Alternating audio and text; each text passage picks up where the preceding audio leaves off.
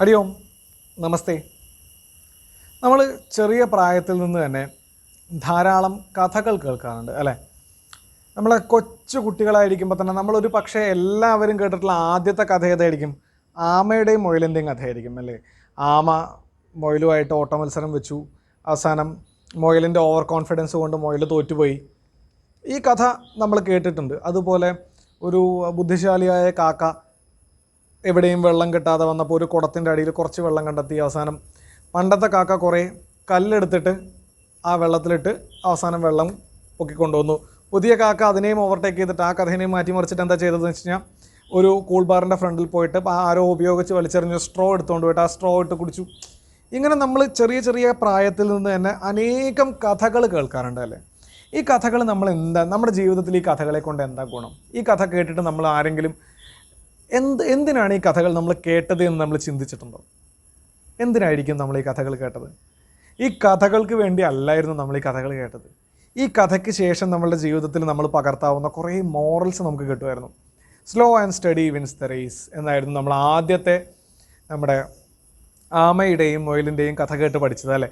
Slow and study, വളരെ പതുക്കെയും എന്നാൽ നിരന്തരമായ ശ്രമത്തോടു കൂടിയും മുന്നോട്ട് പോവുകയാണെന്നുണ്ടെങ്കിൽ നമുക്ക് ഏത് മത്സരത്തെയും വിജയിക്കാൻ കഴിയുമെന്ന് പഠിച്ചു. പിന്നീട് നമ്മൾ ജീവിതത്തിൽ പകർത്താൻ ശ്രമിച്ചു. എന്ന് വെച്ച് കഴിഞ്ഞാൽ ഏത് കാര്യം ചെയ്യുമ്പോഴും വളരെ ഹറിബറിയായിട്ട് ഓവർ കോൺഫിഡൻസോട് കൂടി ചെയ്യാൻ നിന്ന് കഴിഞ്ഞാൽ അതിൻ്റെ കാര്യത്തിലൊരു തീരുമാനമാവും എന്ന് നമ്മൾ അന്ന് പഠിച്ചിട്ടുണ്ടായിരുന്നു. അതുപോലെ കാക്കയുടെ കഥയിൽ നിന്ന് നമ്മൾ പഠിച്ചു പ്രസൻസ് ഓഫ് മൈൻഡ് വലിയൊരു കാര്യമാണ് എന്ന് പഠിച്ചു. ഇങ്ങനെ കുഞ്ഞു കുഞ്ഞു കുഞ്ഞു കഥകൾ കേട്ടിട്ട് നമ്മൾ ഒരുപാട് നല്ല കാര്യങ്ങൾ പഠിക്കാറുണ്ട്. അപ്പോൾ കഥ എന്തായാലും എല്ലാവർക്കും ഇഷ്ടമാണ്. കഥ ഇഷ്ടപ്പെടാത്തവരായിട്ട് ഈ ലോകത്ത് ആരും ഉണ്ടാവില്ല എന്നുള്ളത് വലിയ ഉറപ്പുള്ളൊരു കാര്യമാണ്. അപ്പം നമ്മൾ ആദ്യത്തെ പാഠം കഴിഞ്ഞ് ഇന്ന് പുതിയ പാഠത്തിലേക്ക് കടക്കുമ്പോൾ നമ്മൾ ഒരു കഥയാണ് പഠിക്കാൻ പോകുന്നത്. അപ്പോൾ കഥ പഠിക്കാൻ പോകുന്നതിന് മുമ്പ് തന്നെ നമ്മൾ പഠിക്കുകയാണല്ലോ. അപ്പോൾ ഈ കഥ എവിടെ നിന്ന് വന്നു, ഏത് പുസ്തകത്തിലേതാണ് എന്നൊക്കെ പരിചയപ്പെടുന്നതിനായിട്ട് ഇതിൻ്റെ ആമുഖം നമുക്കൊന്ന് വായിക്കാം. സംസ്കൃത സാഹിത്യെ അതിവിപുലത്വേന രാജമാനം വാങ്മയം ഭവതി കഥാസാഹിത്യം. വാങ്മയം വാക്കുകൾ അല്ലെങ്കിൽ സാഹിത്യം. സംസ്കൃത സാഹിത്യത്തിൽ അതിവിപുലത്വേന വളരെ വിപുലത്വേന രാജമാനം തിളങ്ങി നിൽക്കുന്നതാണ് കഥാസാഹിത്യം. സംസ്കൃത സാഹിത്യത്തിൽ പല ശാഖകളുണ്ടല്ലോ. അപ്പോൾ ഏത് സാഹിത്യത്തിനായാലും പ്രധാനമായിട്ടും രണ്ട് ശാഖകളുണ്ട്. അത് ദൃശ്യം, ശ്രവ്യം എന്നാണ്. അതിൽ തന്നെ ശ്രവ്യകാവ്യങ്ങളെ പിന്നീട് പലതായിട്ട് തിരിക്കാൻ പറ്റും. ഇപ്പം നമുക്ക് കഥ അല്ലെങ്കിൽ ഗദ്യസാഹിത്യം, പദ്യസാഹിത്യം, ചമ്പൂ സാഹിത്യം എന്നൊക്കെ ആയിട്ട് തിരിക്കാൻ പറ്റും. അപ്പോൾ സംസ്കൃത സാഹിത്യ വാങ്മയത്തിൽ ഏറ്റവും പ്രധാനപ്പെട്ട ഒന്നാണ് ഗദ്യസാഹിത്യം. കഥാഃ വിനോദദായികാഃ ഉപദേശാത്മികാഃ മനോരഞ്ജികാഃ ച ഭവന്തി. കഥകൾ എങ്ങനെയൊക്കെയാണ്? വിനോദദായികാഃ, എൻ്റർടൈൻ ചെയ്യുന്ന, നമ്മളെ വളരെയേറെ എൻ്റർടൈൻ ചെയ്യുന്ന ധാരാളം കഥകളുണ്ട്. ഉപദേശാത്മികാഃ, ഉപദേശത്തെ നൽകുന്നതായിട്ടുള്ള, ഇപ്പം നമ്മൾ നേരത്തെ പറഞ്ഞ പോലെ ആമയുടെയും മുയലിൻ്റെയൊക്കെ കഥകൾ നമുക്ക് വളരെയേറെ ഉപദേശത്തെ നൽകുന്നതാണ്. ഉപദേശാത്മികാഃ കഥാഃ ഭവന്തി. മനോരഞ്ജികാഃ കഥാഃ ഭവന്തി. നമ്മുടെ മനസ്സിനെ ആകർഷിക്കുന്ന പല കഥകളുണ്ടാവും, നമ്മളെയൊക്കെ ഇൻസ്പയർ ചെയ്യുന്ന പല കഥകളുണ്ടാവും. അങ്ങനെ ധാരാളം കഥകൾ നമ്മൾ എന്തായാലും നമ്മളുടെ ജീവിതത്തിൽ കേട്ടിട്ടുണ്ടാവും. സർവേഭ്യഃ ജനേഭ്യഃ ആനന്ദം പ്രദാതും താൻ സന്മാർഗേ സഞ്ചാരയിതും ച ഈദൃശ്യഃ കഥാഃ ഉപകുർവന്തി. എല്ലാ ജനങ്ങൾക്കും സർവേഭ്യഃ ജനേഭ്യഃ ആനന്ദം പ്രദാതും, ആനന്ദത്തെ നൽകുന്നതിനും താൻ സന്മാർഗേ സഞ്ചാരയിതും, അവരെ സന്മാർഗേ നല്ല മാർഗത്തിൽ സഞ്ചരിപ്പിക്കുന്നതിനും ഈദൃശ്യഃ കഥാഃ ഉപകുർവന്തി, ഇങ്ങനെയുള്ള കഥകൾ ഉപകരിക്കാറുണ്ട്. താദൃശ്യഃ അനേകാഃ കഥാഃ ബൃഹത് കഥായാം പഞ്ചതന്ത്രേ ഹിതോപദേശേ ച സന്തി. അപ്പോൾ ഇത്തരം കഥകൾ ധാരാളം ഉണ്ട് എന്ന് നമ്മൾ മനസ്സിലാക്കേണ്ടത്. ഇത്തരം കഥകൾ ഏതൊക്കെ പുസ്തകത്തിലാണ് ഉള്ളത്? സംസ്കൃതത്തിൽ പ്രധാനമായിട്ടും ബാലകഥകൾ പറയുന്ന പുസ്തകങ്ങൾ ബൃഹത് കഥ, ഹിതോപദേശം, പഞ്ചതന്ത്രം എന്നിവയ്ക്കാണ്. അപ്പോൾ പഞ്ചതന്ത്രത്തെ പറ്റിയൊക്കെ നിങ്ങൾ നേരത്തെ കേട്ടിട്ടുണ്ടാവും. അപ്പോൾ അതുപോലൊരു ഗ്രന്ഥം കൂടെയാണ് ബൃഹത് കഥ. അതുപോലെ തന്നെയാണ് ഹിതോപദേശം. ഇതിലൊക്കെ ധാരാളം ഇത്തരത്തിലുള്ള കുട്ടികൾക്ക് വേണ്ട മോറൽ സ്റ്റോറീസ് ഉണ്ട്. തേഷു ഗ്രന്ഥേഷു പ്രസിദ്ധഃ ഭവതി നാരായണപണ്ഡിതസ്യ ഹിതോപദേശഃ.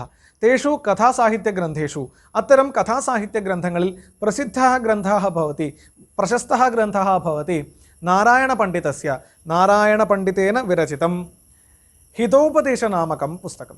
ഹിതോപദേശം എന്ന് പേരുള്ള ഗ്രന്ഥം അതിൽ വളരെ പ്രശസ്തമാണ്. അപ്പോൾ ആ ഹിതോപദേശത്തിലൊരു കഥയാണ് നമ്മൾ പഠിക്കാൻ പോകുന്നതെന്ന് തോന്നുന്നു.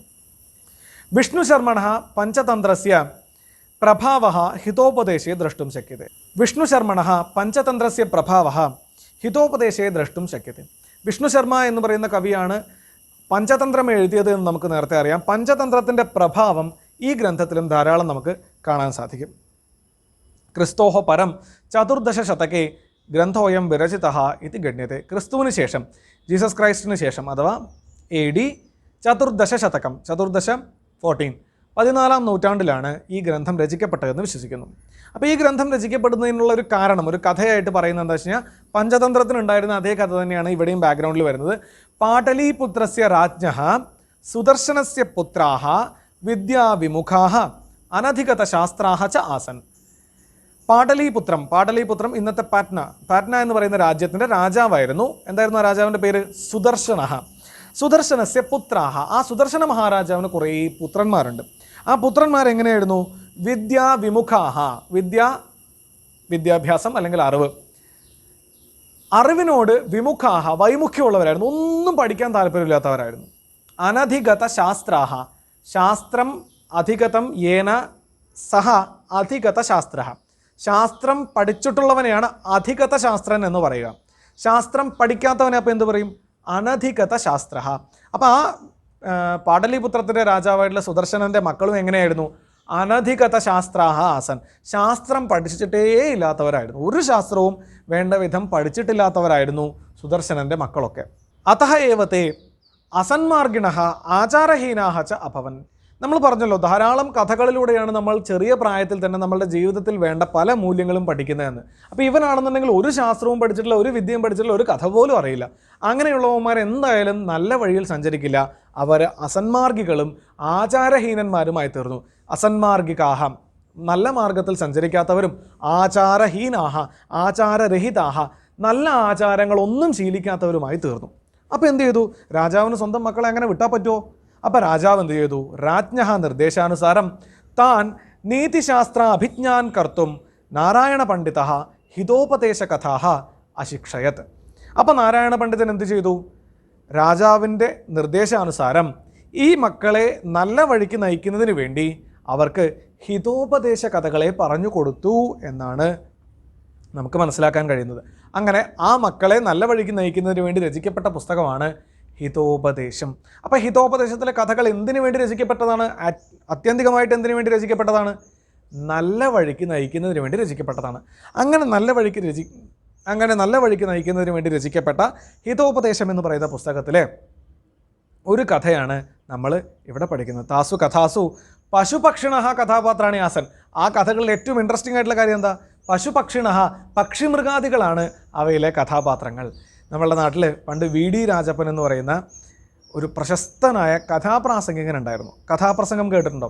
കഥയും പാട്ടും ഒക്കെ കൂടി ഉൾപ്പെടുത്തിയിട്ടുള്ള കഥാപ്രസംഗം ഒരു കാലത്ത് ഏറ്റവും പ്രശസ്തമായ കലയായിരുന്നു. VK സാംബശിവൻ എന്ന് പറയുന്ന ഒരാളുണ്ടായിരുന്നു. അദ്ദേഹത്തിൻ്റെയൊക്കെ കഥാപ്രസംഗം കേൾക്കുന്നതിന് ആയിരക്കണക്കിന് പേര് ഓരോ ഗ്രൗണ്ടുകളിലും നിറയുമായിരുന്നു. ഇപ്പോൾ ഇന്നത്തെ ഉത്സവങ്ങൾക്ക് നമ്മൾ നാടകം, ബാലയൊക്കെ അമ്പലങ്ങളിൽ കാണാറില്ലേ?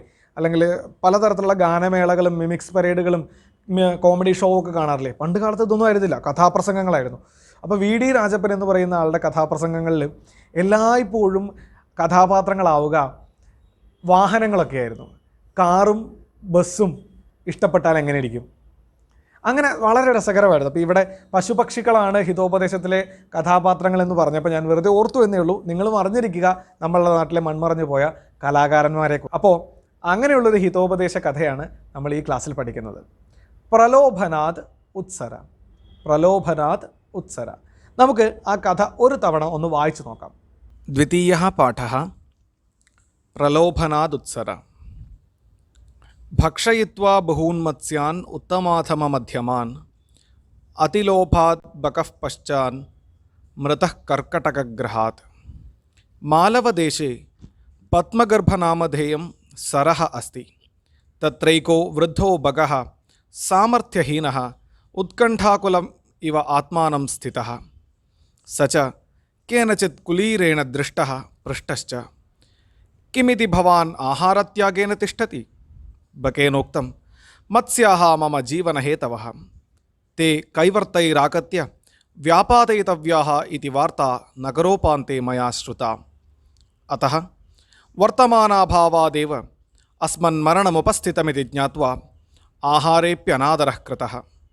तच्छ्रुत्वा मत्स्यैरालोचितम् इह अस्मिन् समये तावदुपकारकः एवायं लक्ष्यते, तदयमेव यथा कर्तव्यं पृच्छ्यताम्। तथा च उक्तम् उपकर्त्रारिणा सन्धिर्न मित्रेण अपकारिणा उपकारापकारौ हि लक्ष्यं लक्षणमेतयोः। उपकर्त्रारिणा सन्धिर्न मित्रेण अपकारिणा उपकारापकारौ हि लक्ष्यं लक्षणमेतयोः। मत्स्याः ऊचुः भो भग कोऽत्र रक्षणोपायः। भगो ब्रूते रक्षणोपायो अस्ति जलाशयान्तराश्रयणं, तत्राहम् एकैकशो युष्मान् नयामि। मत्स्याः आहुः एवमस्तु। ततोऽसौ बकः तान् मत्स्यानेकैकशः नीत्वा खादति स्म। अनन्तरं कुलीरस्तमुवाच भो बक मामपि तत्र नय। ततः बकोऽप्यपूर्वकुलीरमांसार्थी सादरं तं स्कन्धमारोप्य नीतवान्। कुलीरः मत्स्यकण्टकाकीर्णं तत् स्थलमालोक्य अचिन्तयत्, हा हतोऽस्मि मन्दभाग्यः, भवतु इदानीं समयोचितं व्यवहरिष्यामि इत्यालोच्य कुलीरस्तस्य ग्रीवां चिच्छेद। सः बकः पञ्चत्वं गतः। यः बहुवारम् अन्यान् वञ्चयति सः एकस्मिन् दिने गृह्यते। विश्वासो नैव कर्तव्यो मधुरासु खलोक्तिषु स्मरमूषकमार्जार झषबककथास्तथा। विश्वासो नैव कर्तव्यो मधुरासु खलोक्तिषु स्मरमूषकमार्जार झषबककथास्तथा। ഭക്ഷയിത്വാ ബഹൂൻ മത്സ്യാൻ ഉത്തമാധമ മധ്യമാൻ അതിലോഭാത് ബകഃ പശ്ചാൻ മൃതഃ കർക്കടകഗ്രഹാത്.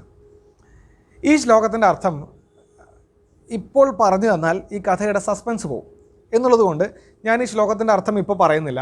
തീർച്ചയായും ഈ ശ്ലോകത്തിൻ്റെ കഥ മുഴുവൻ പഠിച്ചതിന് ശേഷം നമ്മൾ ഈ ശ്ലോകത്തിൻ്റെ അർത്ഥം എന്തായാലും പറയും.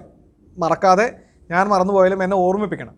നമ്മൾ അതില്ലാതെ നമ്മൾ കഥയിലേക്ക് കടക്കുകയാണ്. അപ്പോൾ മാലവദേശേ പത്മഗർഭനാമധേയം സരഹ അസ്തി. മാലവദേശേ പത്മഗർഭനാമധേയം സരഹ അസ്തി. മാലവദേശേ സരഹ അസ്തി. മാലവദേശത്തിൽ മാലവ നാമകേ കസ്മിൻശ്ചിത് ദേശേ കിഞ്ചന സരഹ അസ്തി. ഒരു സരസ്, ഒരു പൊയ്കയുണ്ട്, ഒരു കുളമുണ്ട്. എന്താണ് ആ കുളത്തിൻ്റെ പേര്? പത്മഗർഭം. പത്മഗർഭനാമധേയം സരഹ അസ്തി. തത്രൈകോ വൃദ്ധോ ഭകഃ സാമർഥ്യഹീനഃ ഉത്കണ്ഠാകുലമിവ ആത്മാനം സ്ഥിതഃ. തത്ര കശ്ചന ബകഃ സ്ഥിതഃ. തത്രൈകോ ബകഃ സ്ഥിതഃ. അവിടെ ഒരു ബകഃ കൊക്ക്, കൊറ്റി, സ്ഥിതഃ നിൽക്കുന്നുണ്ടായിരുന്നു. എങ്ങനെ നിൽക്കുന്നുണ്ടായിരുന്നു? വൃദ്ധ ബകഃ, വയസ്സായ വൃദ്ധനായ ഒരു ബകൻ അവിടെ നിൽക്കുന്നുണ്ടായിരുന്നു. എങ്ങനെ? സാമർഥ്യഹീന, സാമർഥ്യമൊന്നുമില്ലാതെ.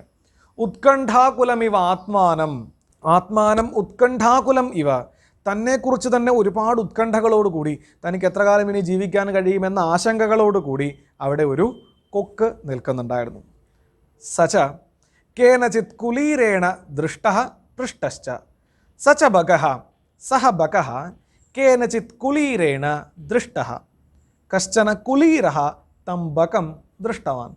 കുലീരഃ കർക്കടഃ, കർക്കടഃ ഞണ്ട്.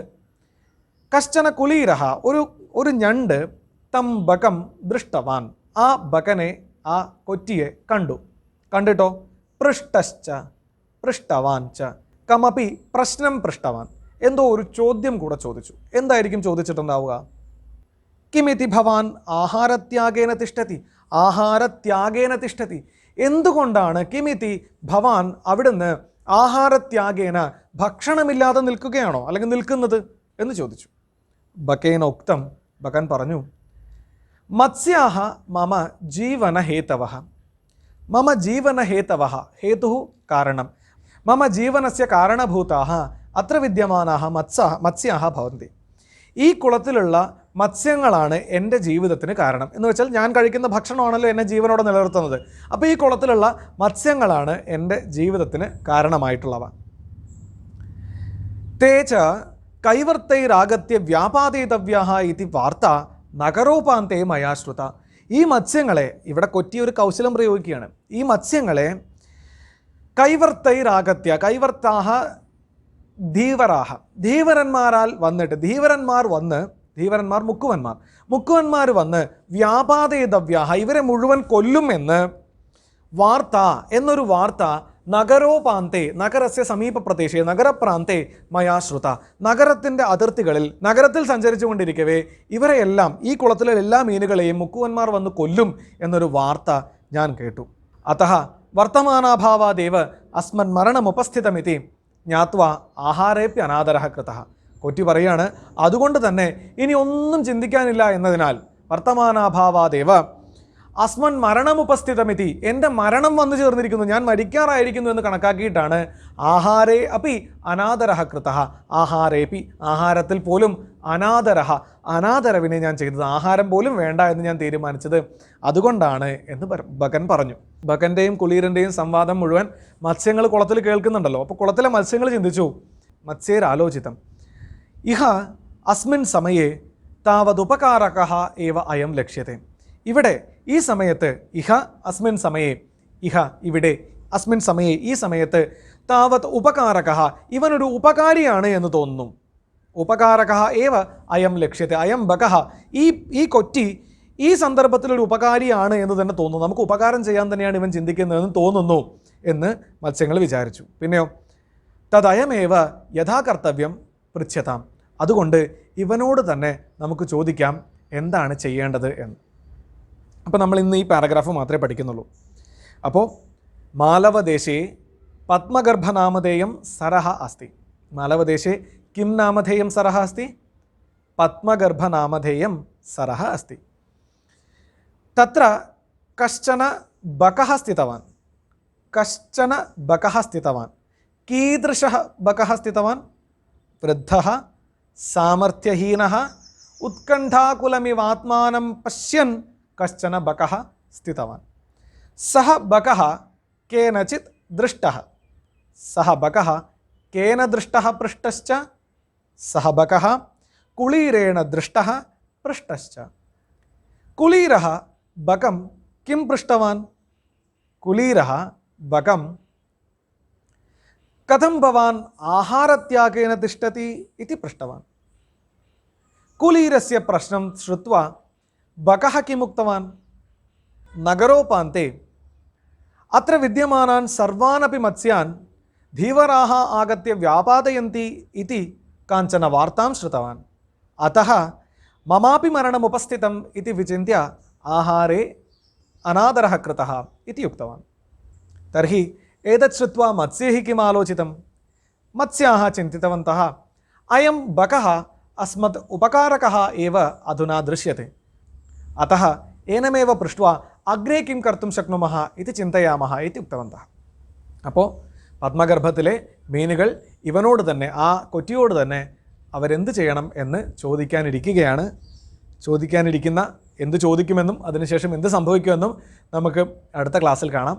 അപ്പോൾ നിങ്ങൾക്കിഷ്ടപ്പെട്ട ഒരു പഞ്ചതന്ത്രം കഥ കണ്ടെത്തി അത് സംസ്കൃതത്തിൽ എഴുതി അവതരിപ്പിക്കുക എന്നതാണ് ഈ ക്ലാസ്സിൽ നിങ്ങൾക്ക് നൽകുന്ന ഒരു ടാസ്ക്, നിങ്ങൾക്കൊരു പ്രവർത്തനം നൽകുന്നത്. നിങ്ങൾക്കിഷ്ടപ്പെട്ട ഒരു പഞ്ചതന്ത്രം കഥ നിങ്ങൾ തിരഞ്ഞെടുത്ത് എഴുതി അവതരിപ്പിക്കുക എന്നുള്ളതാണ്. ഈ കഥയുടെ ബാക്കി ഭാഗവും ഈ പാഠത്തിൻ്റെ മറ്റു പ്രവർത്തനങ്ങളുമായിട്ട് നമുക്ക് അടുത്ത ക്ലാസ്സിൽ കാണാം. അതുവരേക്കും എല്ലാവർക്കും രാം രാം.